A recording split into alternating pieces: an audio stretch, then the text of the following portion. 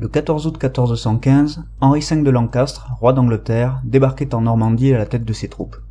Son dessein était audacieux, profiter de la situation de trouble qui sévissait en France pour annexer la Normandie et s'emparer de la couronne des Valois.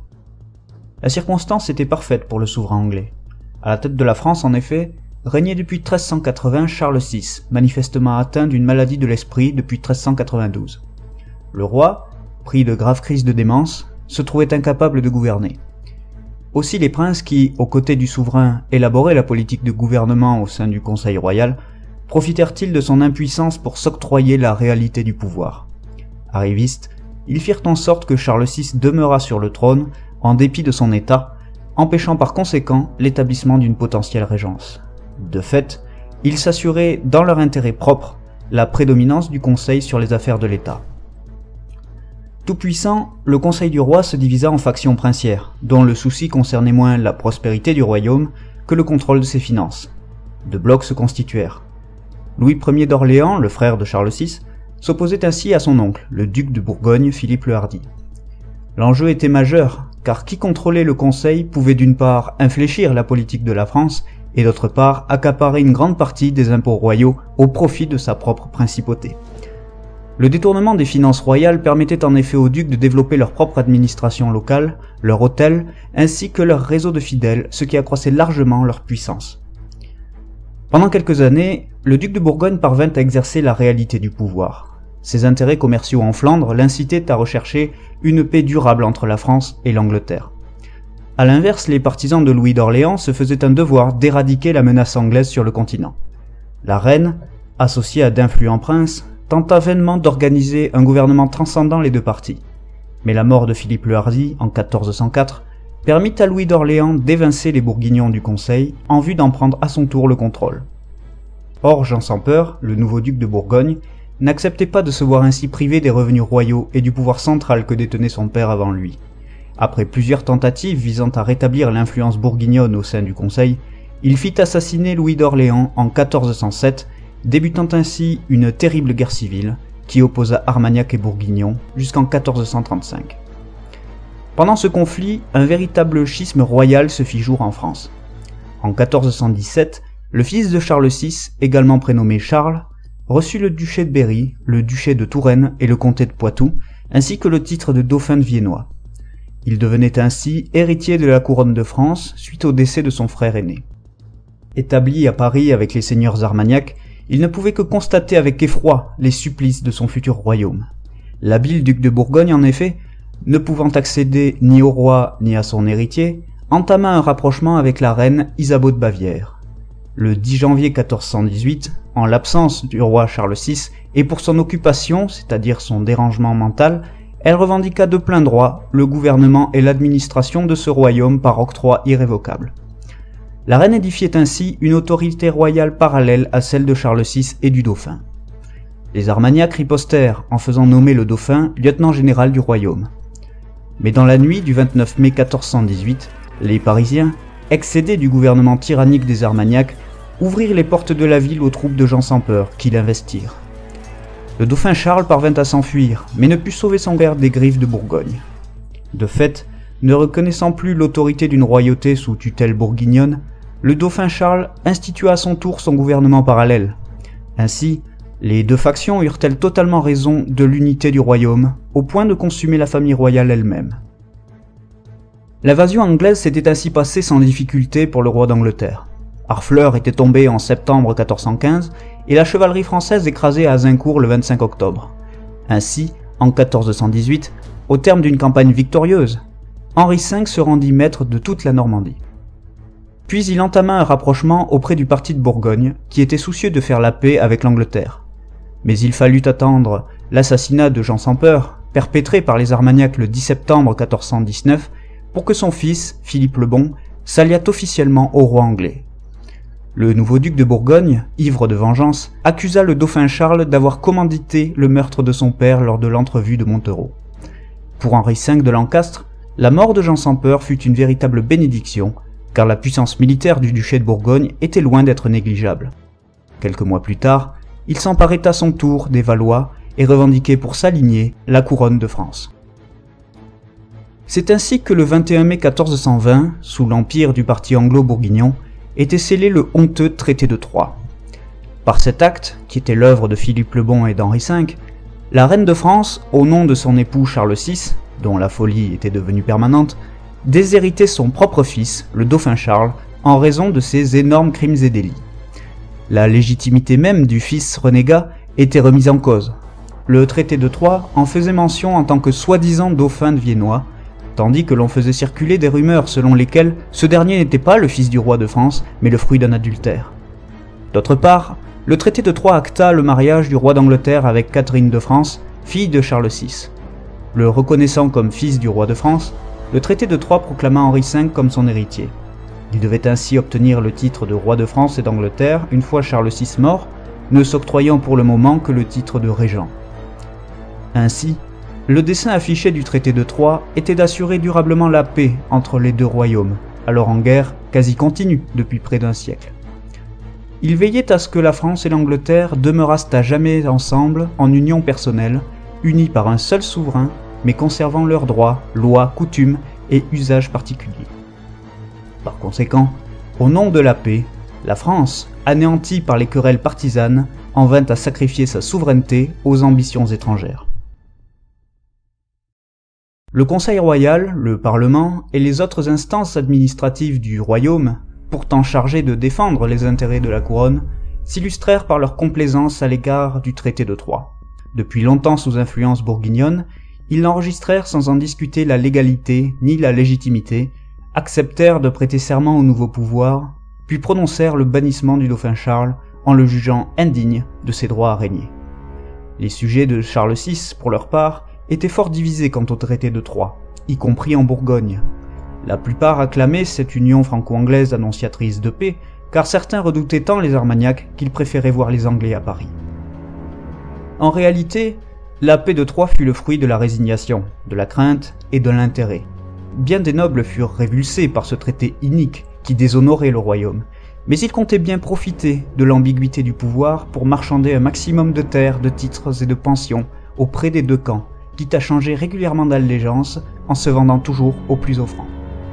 Mais néanmoins, au sein de la population française, l'idée que le dauphin Charles était à la hauteur se répandait à mesure qu'une passion anti-anglaise s'enracinait dans le pays et que les désillusions se faisaient jour. Le fait est que la paix, tant promue par le traité de Troyes, ne fut pas une réalité. Car le dauphin Charles, même déshonoré par sa propre famille, n'acceptait pas la perte de son héritage. Il conservait autour de lui les Armagnacs, les provinces du Sud, et des moyens humains et financiers certes très modestes, mais comparables à ceux de ses ennemis. Philippe le Bon, duc de Bourgogne, tourna donc l'alliance anglaise contre le parti delphinal, pour lequel le tout-puissant Henri V n'éprouvait que mépris et indifférence. La guerre était loin d'être terminée. Ainsi, la France de 1420 était un royaume humilié, délesté de sa souveraineté, dévasté par la guerre, dépossédé de sa puissance et morcelé en 3 autorités distinctes. En Normandie, annexée par l'Angleterre, la France des Lancastres, à Paris sous occupation, la France des Anglo-Bourguignons, enfin, au sud de la Loire, la France delphinale, que gouvernait le triste roi de Bourges, futur Charles VII de Valois, le père de Louis XI. Le mariage d'Henri V d'Angleterre et de Catherine de France donna naissance le 6 décembre 1421 au futur Henri VI. Liesse populaire à Londres, joie artificielle à Paris, cette nouvelle résonna aux oreilles du dauphin Charles comme une catastrophe. La naissance d'une fille, en effet, aurait bien aidé la cause delphinale. Mais cette mauvaise nouvelle fut largement compensée, en août 1422, par un véritable miracle. Henri V, héritier de la couronne de France, pourtant âgé de 35 ans, mourait prématurément à Vincennes. La fin de ce véritable homme d'État qu'était le roi d'Angleterre, grand capitaine et fin politique, fut pour les partisans de Charles une nouvelle providentielle. Car on ne saurait mesurer les qualités exceptionnelles d'Henri V de Lancastre, sa hardiesse, son sang-froid, son esprit de décision, sa prudence, sa rigueur, son autorité naturelle, son sens de la diplomatie et sa faculté à manier la crainte pour instaurer la discipline. Ce redoutable adversaire défunt, la cause du dauphin Charles parut moins désespérée. 2 mois plus tard, Charles VI, roi de France, décéda à son tour. Le trône de France était donc vide et son héritage contesté. Le Parlement de Paris ne proclama pas immédiatement Henri VI comme nouveau roi de France. Les parlementaires préféraient consulter en premier lieu le duc Jean de Bedford, frère d'Henri V, et Philippe le Bon, duc de Bourgogne, qui naturellement désignèrent le fils d'Henri V, roi de France et d'Angleterre. Le 9 novembre 1422, Henri VI devint donc roi et son oncle Bedford régent de France. Le dauphin, pour sa part, s'était proclamé roi de France dès le 30 octobre sous le nom de Charles VII. Seule la guerre et la capitulation d'un parti face à l'autre pouvaient désormais résoudre ce schisme. La lutte requérait des moyens financiers conséquents dont ni les Anglo-Bourguignons ni Charles VII ne disposaient. Les revenus tirés des domaines n'étant pas suffisants et le commerce étant en berne, chaque faction devait s'assurer du soutien de nobles, de clercs, de prêteurs et trouver ses ressources auprès des maîtres des monnaies de leur obédience. Il fallait sans cesse négocier avec les États de Languedoc, de Languedoc, d'Auvergne, du Limousin, du Poitou pour obtenir des financements. Même lorsque l'argent était consenti par les États, le versement restait lent et fastidieux. Les problèmes monétaires et budgétaires rendaient ainsi la tâche plus difficile à Charles VII, mais la médiocrité des rentrées pécuniaires touchait également les Anglais et les Bourguignons. La difficulté était d'autant plus grande que la guerre exigeait des montants colossaux pour l'époque. La chevalerie française ayant été décimée, Charles VII se trouvait contraint d'engager des compagnies de mercenaires, notamment écossais. Ces difficultés de financement induisaient un paiement des soldes parfois irréguliers, dont les gens de guerre se dédommageaient en dépouillant allègrement le petit peuple. Les temps étaient donc durs lorsque naquit le dauphin Louis le 3 juillet 1423. Son père, roi sans royaume, humilié et sans envergure, devait affronter des ennemis puissants et redoutables avec des ressources fort limitées. Son autorité ne s'imposait que péniblement. Ses décisions étaient prises sous influence auprès d'un entourage sordide, aux intrigues nombreuses et aux soutiens incertains. Sur bien des aspects, Charles VII restait en retrait, se laissant acter par des conseillers souvent peu recommandables. Il ne parvint pas à établir de véritable appareil d'État centré sur son pouvoir.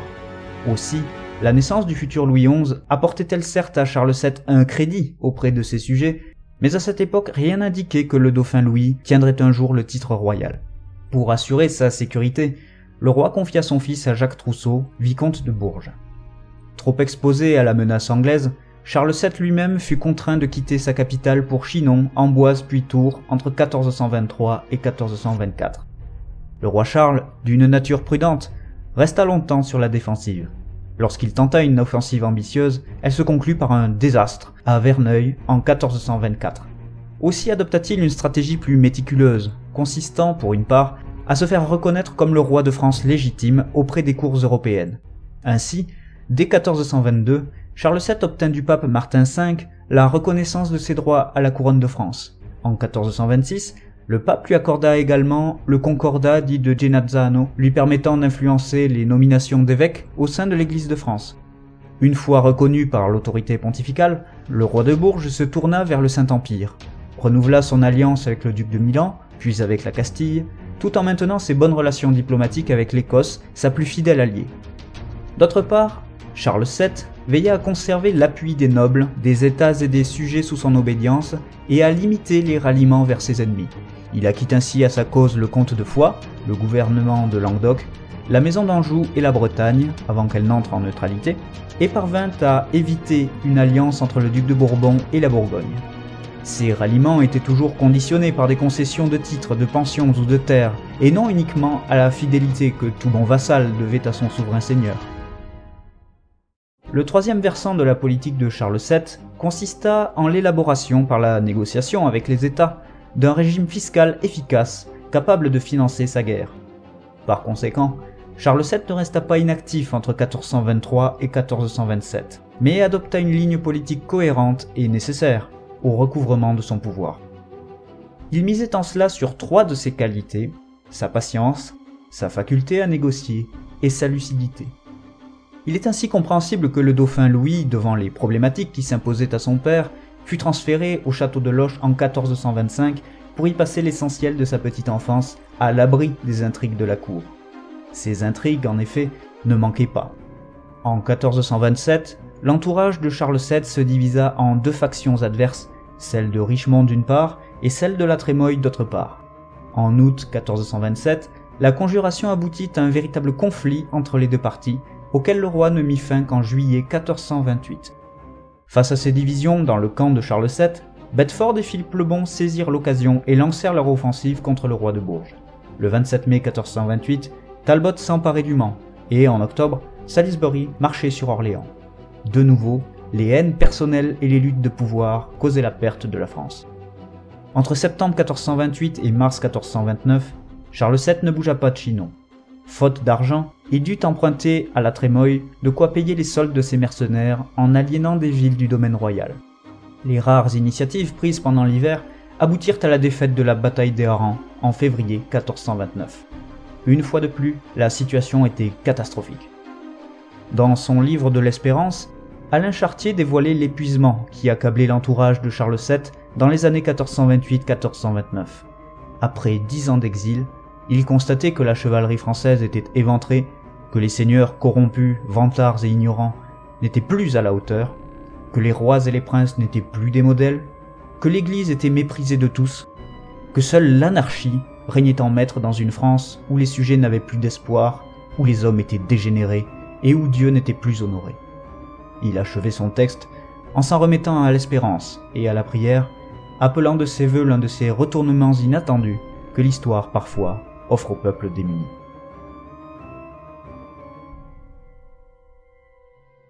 Il semble que Dieu ait finalement exaucé les partisans de Charles VII. Fin février 1429, Jeanne d'Arc se présentait à Chinon.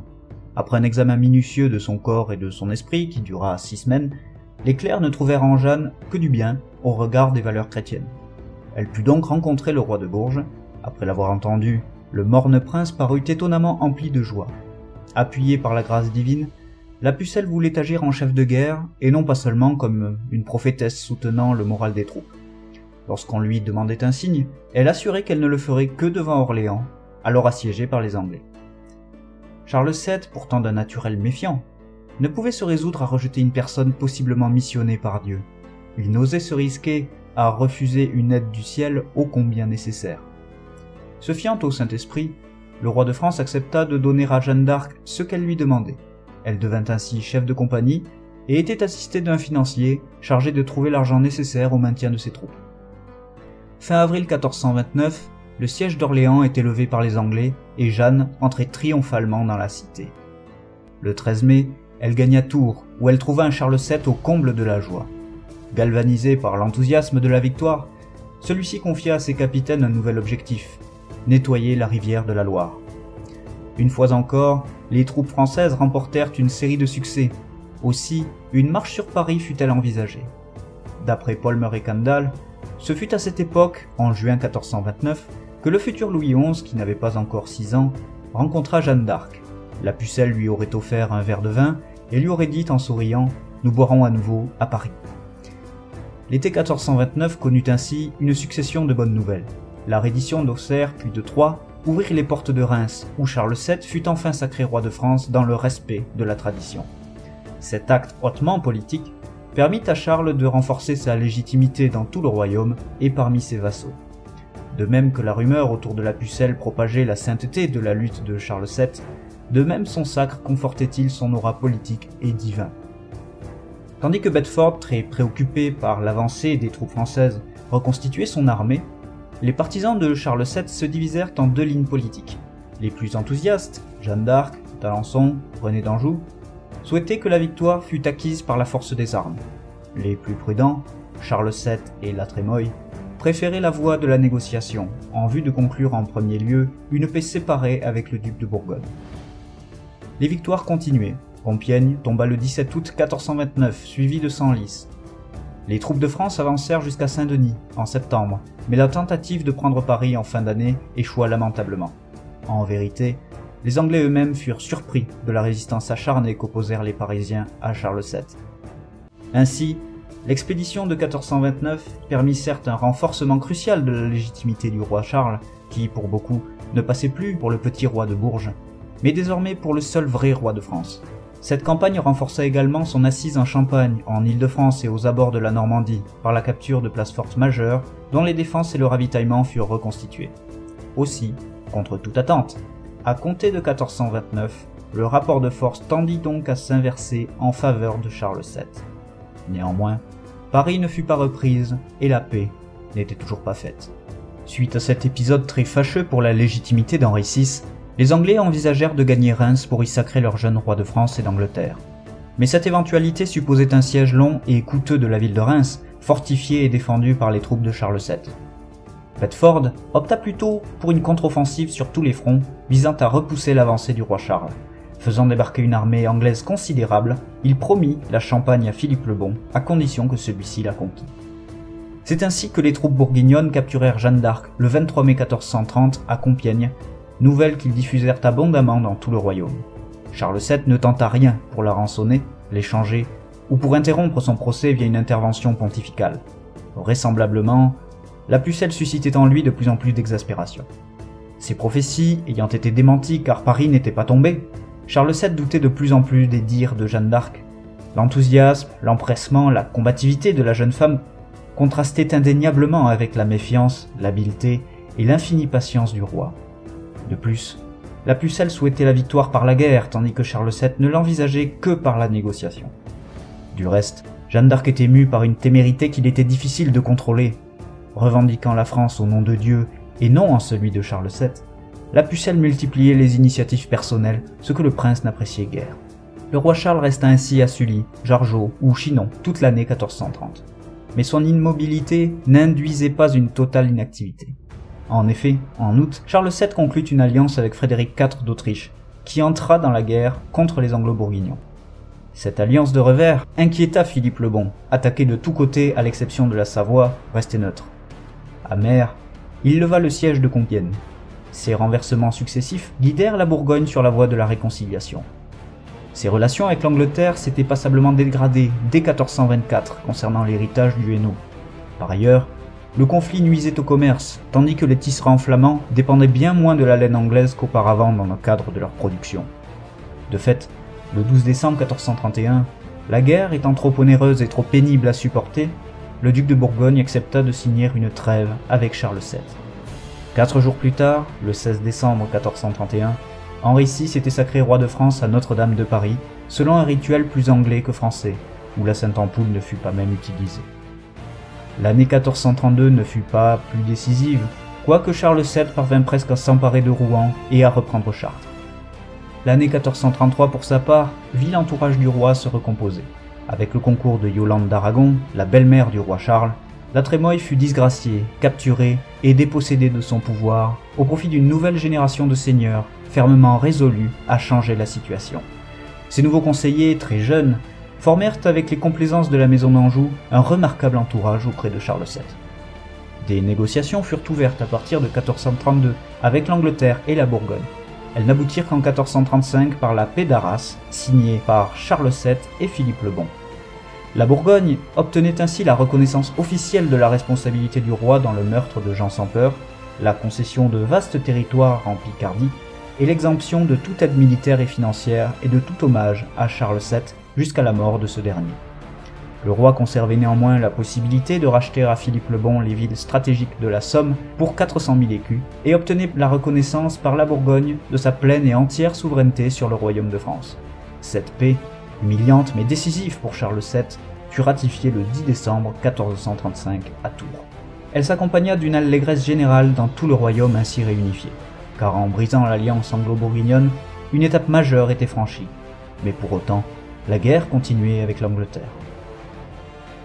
Le contexte dans lequel grandit le futur Louis XI fut marqué par de profonds bouleversements au sein de la société féodale. Les anciennes certitudes, déjà éprouvées par le passé, étaient désormais balayées. En effet, qui aurait pu croire 50 ans plus tôt que le roi Charles VI déshériterait son fils légitime au profit d'un prince étranger?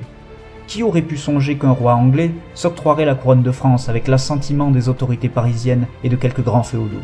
Qui aurait pu penser que les princes de sang marchanderaient sans honte leur fidélité au prix de terres, de titres et de pensions, alors que le royaume était en proie au chaos et à la désolation? Par leur lutte de pouvoir au sein du Conseil royal, les princes avaient avili l'État en faisant le jouet de leurs intérêts partisans contre le bien public. Par la guerre civile entre Armagnac et Bourguignon, ils avaient permis aux Lancastres de ravir la souveraineté de la France. Par leurs intrigues et leurs froids calculs, ils avaient détruit le fondement même de la féodalité, à savoir la fidélité inconditionnelle envers le souverain, tout cela ayant été rendu possible par la folie du roi de France.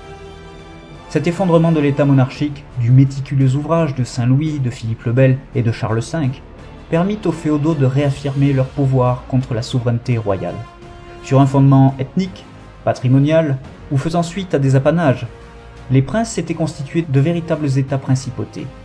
Renforçant l'indépendance de leur domaine, les seigneurs constituèrent leur administration, leur armée, leur système d'imposition et leur justice personnelle en totale indépendance. La faiblesse de l'État central entre 1392 et 1435 permit ainsi aux féodaux de circonscrire la souveraineté royale au point de marchander leur fidélité à la couronne. La Bretagne et la Bourgogne en particulier, qui appartenaient formellement au royaume de France, étaient parvenus à s'extraire totalement de l'autorité du roi. Lucide, Charles VII avait compris que les féodaux ne travaillaient que dans leur propre intérêt et non au profit du royaume. Il s'était certainement aperçu que les Armagnacs ne l'avaient rejoint que par haine des Bourguignons. Il avait également observé que la négociation, même pénible, demeurait indispensable, tant que sa puissance n'était pas recouvrée. De plus, le roi de France avait identifié la place croissante qu'occupait l'argent dans les rapports humains, aussi bien pour financer la guerre que pour s'attacher les grands seigneurs. Or, la paix avec la Bourgogne de 1435, tant désirée par Charles VII, allait amorcer l'inversion du rapport de force au profit du souverain. Les divisions, toujours profondes, entre Armagnacs et Bourguignons, allaient permettre au roi d'affirmer plus directement son pouvoir en ménageant les deux factions pour mieux imposer son indépendance et son arbitrage. Désormais en paix civile, le royaume de France pouvait à présent poursuivre le conflit contre l'Angleterre, unanimement perçu comme une guerre juste par tous les sujets. Le recours à l'impôt en serait donc facilité, concédant ainsi au roi une réelle autonomie financière. Ce nouvel équilibre entre la couronne et les princes permettait donc à Charles VII de renouer avec les moyens de la souveraineté. Des années plus tard, Louis XI parachèverait l'œuvre de son père en soumettant durablement les grands féodaux à la souveraineté du roi de France.